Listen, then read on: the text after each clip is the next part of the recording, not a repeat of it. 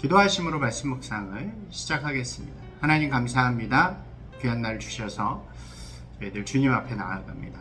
우리의 삶이 주님과 늘 동행하는 삶 되게 하시고 기쁨 가운데 주님을 찬양하는 귀한 삶 되게 하여 주시옵소서.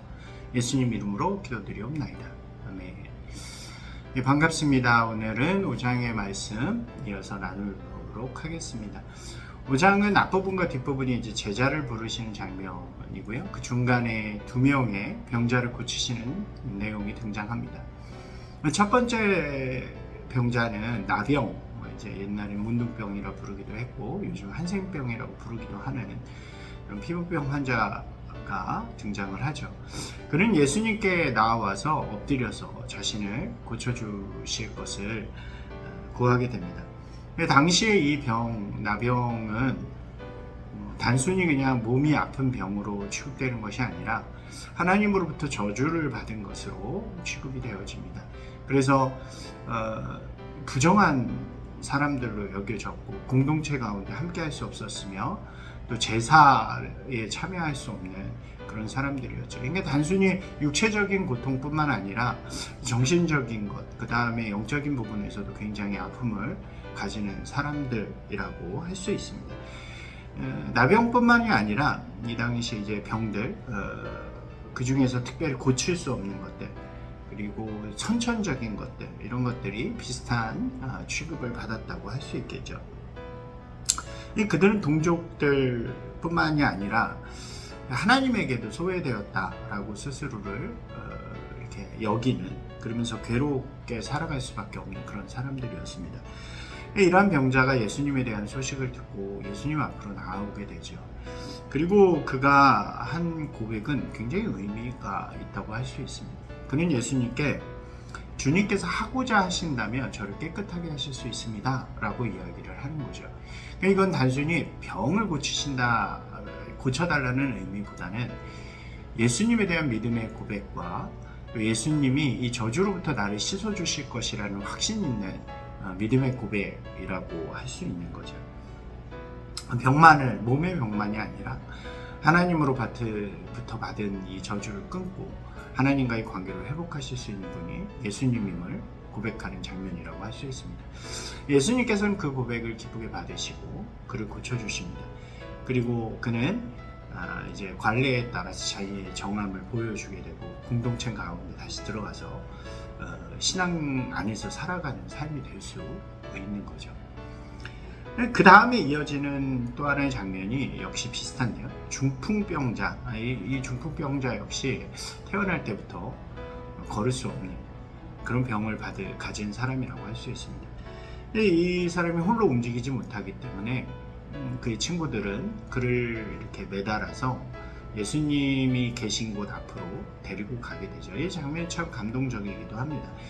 당시에 예수님께서 많은 병자들을 고치시고 가르치셨기 때문에 수많은 사람들이 예수님께 몰려왔고 또 예수님을 쉽게 만나기 어려웠던 것 같아요. 그래서 그러한 과정을 통해서 예수님 앞으로 이 병자가 나아가게 됩니다.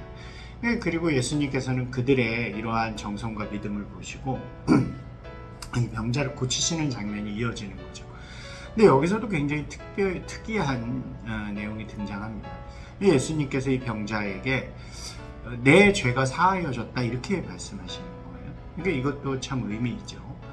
단순히 너가 일어나서 이제 병 고침을 받고 이렇게 자유롭게 살아가라가 아니라 가장 먼저 하신 말씀이 내 죄가 사하여졌다라고 말씀하시는 것은 이 앞에 이 나병 환자와 마찬가지로 하나님으로부터의 저주, 하나님께 받은 죄의 문제들 때문에 생겨난 것들이 해결되어지고 이제 그것으로 말미암아 자유를 얻어서 세상 가운데 하나님의 백성으로 살아갈 수 있게 하는 그런 말씀이라고 우리가 볼 수 있는 것입니다.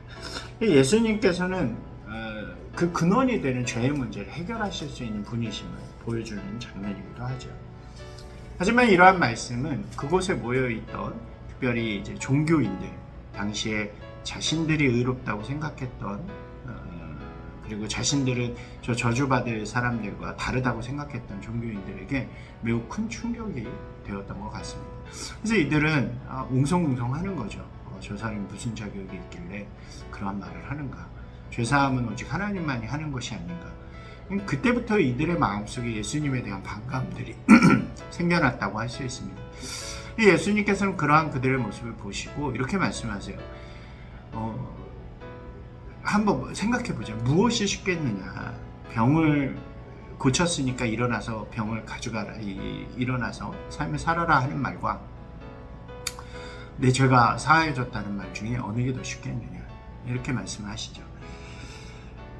당시에 이 저주받은 병들이 고쳐진다는 것은 하나님으로부터의 자유, 하나님께 이 저주로부터의 자유를 의미하는 것이기 때문에 이 자유함을 얻는다는 것, 죄를 고쳐진다는 것은 다르게 말하면 그 저주로 받은 병이 고쳐진다는 다른 의미이기도 합니다.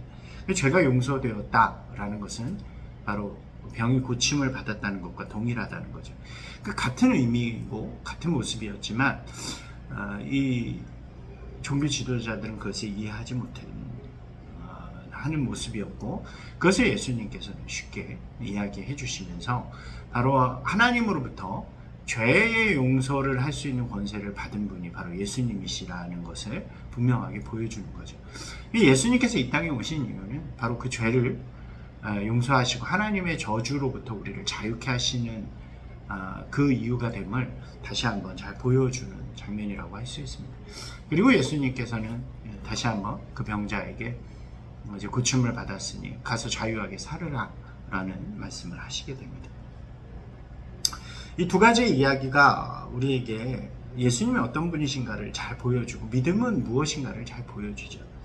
예수님은 단순히 하나님의 능력을 가지고 이 땅 가운데 그것을 필요로 하는 사람들의 필요를 채워주기 위해 오신 분이 아니라 근본적인 것은 바로 저주 때문에 자유를 이룬 묶인 자들, 가난한 자들, 또 소외된 자들, 병든 자들, 이러한 이들에게 하나님의 구원과 자유를 주시기 위해 오신 분이심을 분명하게 이야기하고 있는 것입니다.